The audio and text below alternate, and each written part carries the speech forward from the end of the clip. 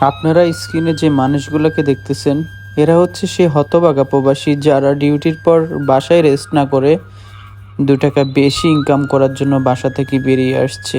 হয়তো মনে হতে পারে বাংলাদেশের কোনো একটা অংশ না, তারা হচ্ছে ওমান প্রবাসী যারা আসলে ফ্যামিলিকে একটু ভালো রাখার জন্য, ফ্যামিলি যেন ভালোভাবে একটু চলতে পারে, তার জন্য ক্লান্ত শরীরকে রেস্ট না দিয়ে আবারও চলে আসছে 2 টাকা বেশি ইনকাম করার জন্য।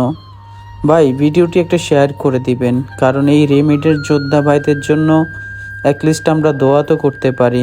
তারা হয়তো আমাদের বাংলাদেশের অর্থনীতি অনেক বড় ভূমিকা রাখে, কিন্তু এই মানুষগুলো সবসময় অবহেলিত আমাদের কাছে, আমাদের ফ্যামিলির কাছে।